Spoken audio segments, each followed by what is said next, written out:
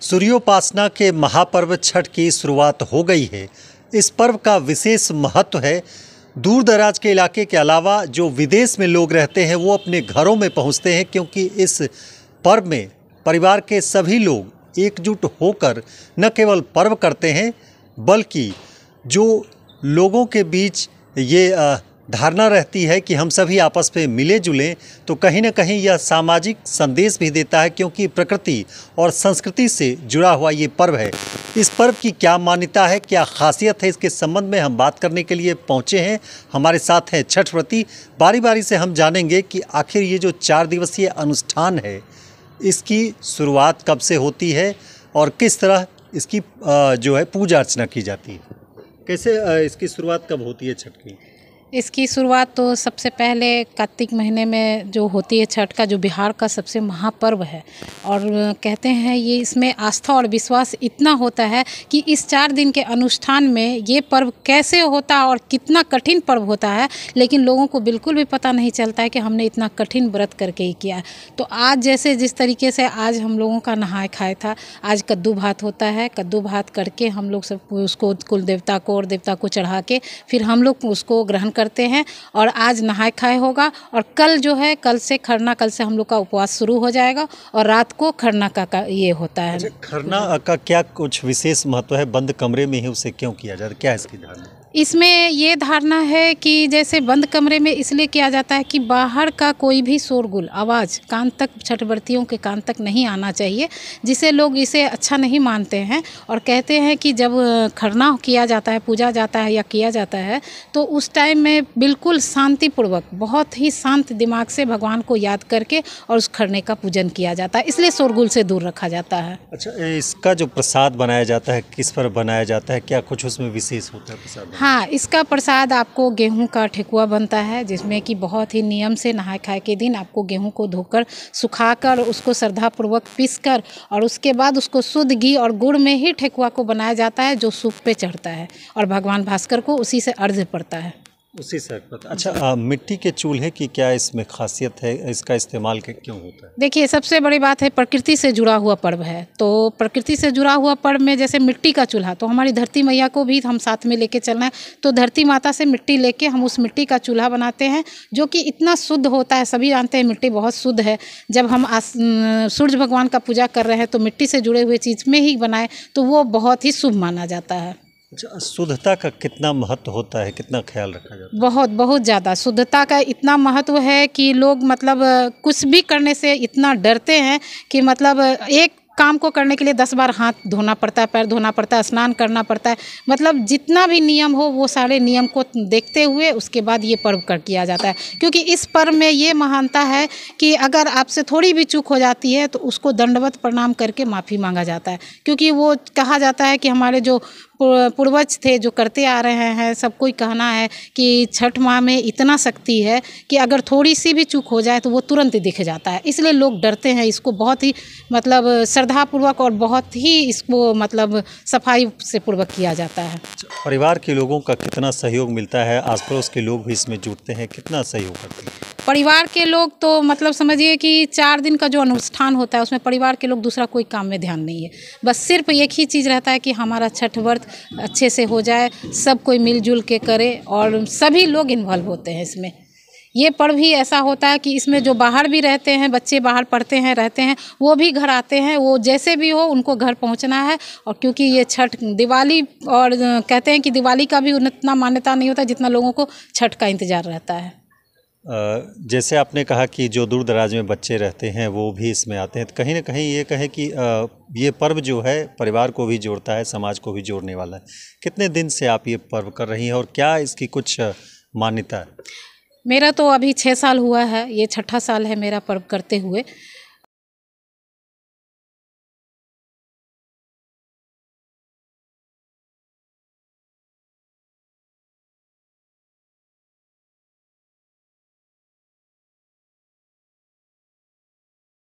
देखिए घर में क्या जाता है, बिल्कुल आप जैसे मान लीजिए कि कोई नहीं घाट पे जा पाते हैं या फिर वहाँ पे अभी भीड़ बहुत ज़्यादा होती है तो लोग ढंग से पूजा नहीं कर पाते हैं, जिस वजह से लोग घर में भी पोखर के टाइप बना के उसमें जल भर के और भगवान सूर्य को अर्घ्य देते हैं, क्योंकि सूर्य भगवान तो साक्षात है और वो कहीं भी खड़े हो जाएँ तो वो दिखते हैं।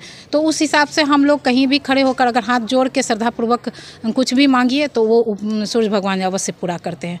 तो छठ मैया का जो पर्व है ये आप कहीं भी किसी भी जगह कोने में खड़े होकर श्रद्धापूर्वक करें, वो कहीं से भी सुन लेंगी।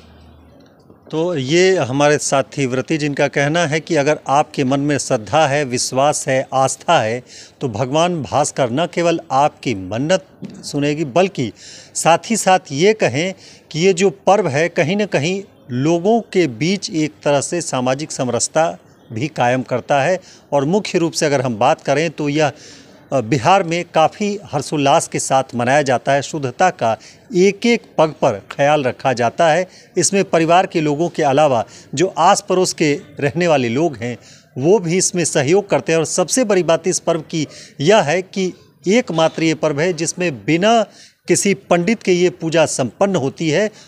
पूरे श्रद्धा भाव के साथ लोग पूजा करते हैं और इसका जो मनोरम दृश्य होता है वह काफ़ी मन भावन होता है। हमारे साथ एक और व्रती, हम इनसे बात करते हैं। काफ़ी दिनों से ये पूजा करते आ रही हैं, इनसे भी जानते हैं कि छठ पर्व को लेकर इनके क्या संस्मरण है।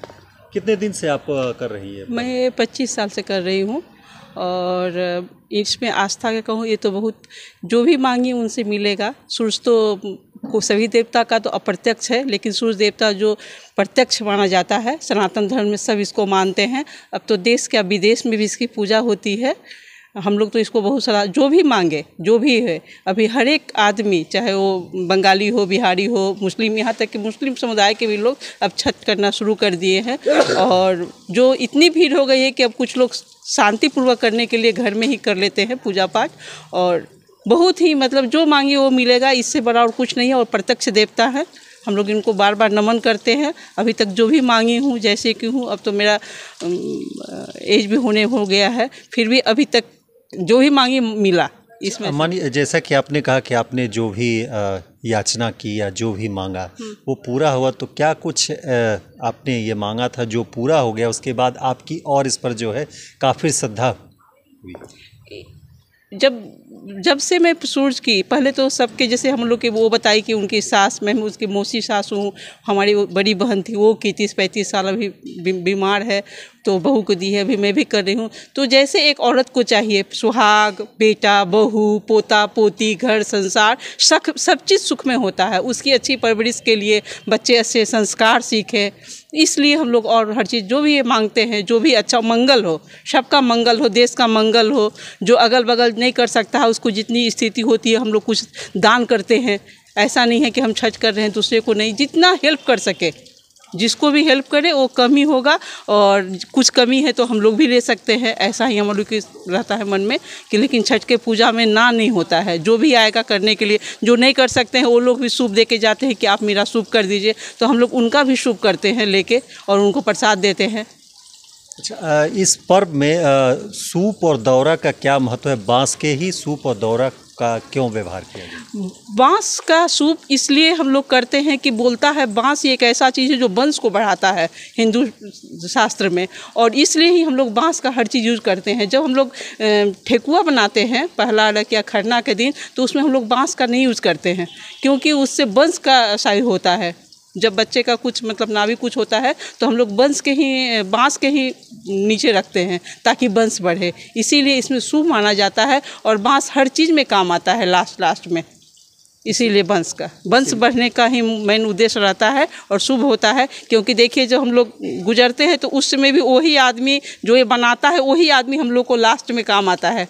तो बहुत सी ऐसी प्रथा है कि जन्म से लेके शादी में भी उसकी काम आती है, शुभ में भी और शुभ में सब में आता है, इसीलिए उस बांस का हम लोग शुभ मानते हैं। अच्छा, घाट के किनारे जब शाम का वक्त होता है चाहे सवेरे का वक्त होता है, जब पहुंचते हैं सब कोई और काफ़ी भीड़ रहती है, तो वो कैसा माहौल? बहुत अच्छा, बहुत खुशी होती है कि सारा समाज, सारी दुनिया हमारे इस पर्व को अच्छा से मना रहा है। इससे और खुशी क्या होगी? अभी तो और खुशी की बात है कि सनातन जग रहा है। जो कम एज की बहू लोग आती है वो लोग भी अब हंसी खुशी छठ करने के लिए तैयार है। इससे बड़ा सुख सौभाग्य हमारा क्या होगा।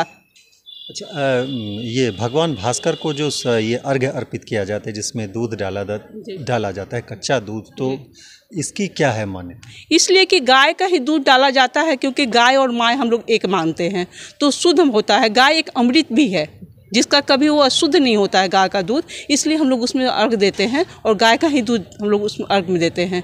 गाय का ही दूध से हम लोग खीर बनाते हैं, गाय का ही दूध दही भी काम आता है, गाय का गोबर से काम करते हैं, इसलिए हम लोग गाय का दूध ही उसमें लगाते हैं कि ज़्यादा अच्छा हो।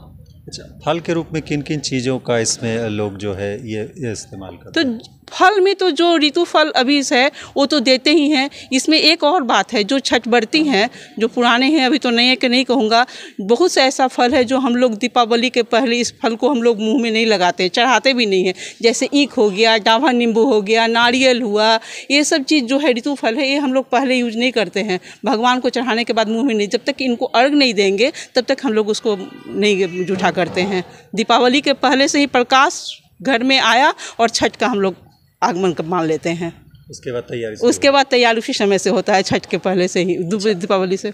छठ में इस इलाके में कोसी भरने की परंपरा रही है। कोसी भरने की क्या है परंपरा, क्या? कोसी इसलिए हम लोग भरते हैं कि जैसे कोई खुशहाली हुई, कुछ हुआ, जैसे घर में बच्चा का आगमन हुआ, वंश बढ़ा, आपने कहा तो वंश बढ़ा तो हम लोग कोसी भरते हैं। नया घर हुआ तो कोसी भरते हैं। किसी बच्ची का या बच्चे का विवाह हुआ तो कोसी भरते हैं। या कुछ मानता हुआ, जैसे बच्चा का या बहू का या बेटा का, कुछ भी, एनीथिंग, कुछ भी हो तो खुशहाली होती है तो हम लोग कोसी भर के उनको, जैसे लोग मिठाई चढ़ाते हैं भगवान को, तो छठ मैया का यही है, कोसी भर के हम लोग उनका सम्मान करते हैं, प्रणाम करते हैं, पूरा करते हैं अपनी मनोकामना।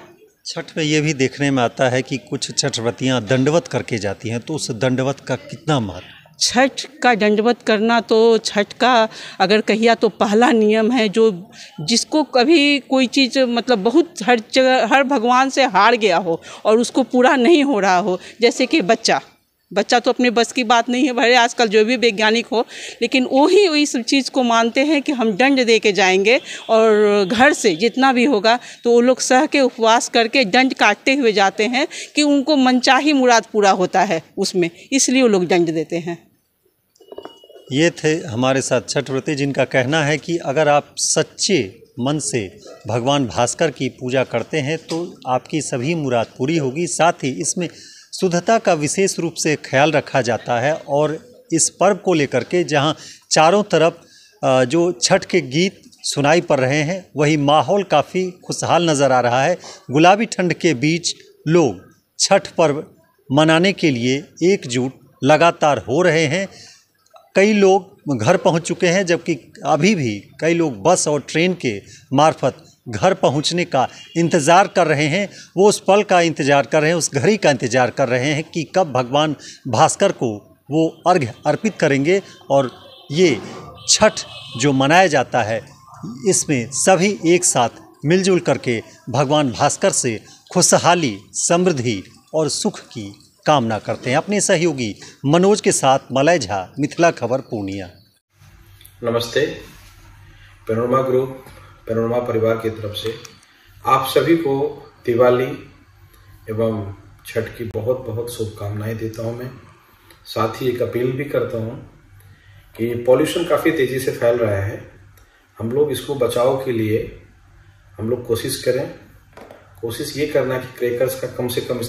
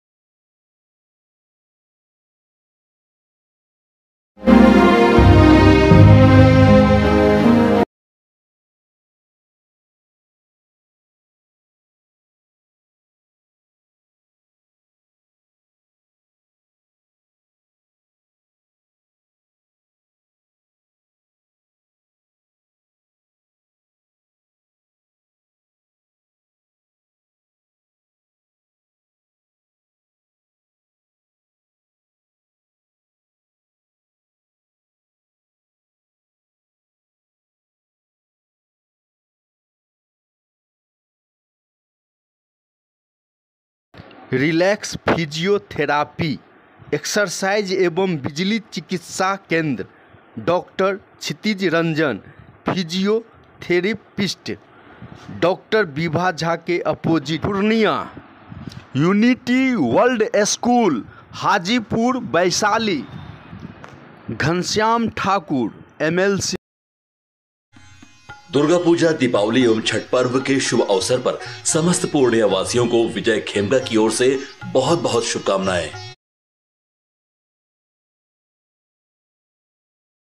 पूर्णिया एवं नगर निगम सहित पूर्णिया लोकसभा की तमाम जनता को दीपावली, छठ की हार्दिक शुभकामनाएं।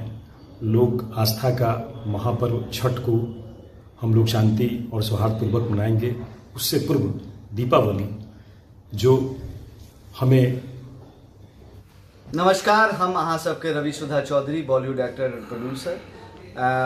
हम मिथिला खबर देखे वाला सब दर्शक की अनुरोध करै कि अहाँ सब ई चैनल के सब्सक्राइब करू, लाइक करू और ढेर सारा प्यार दू।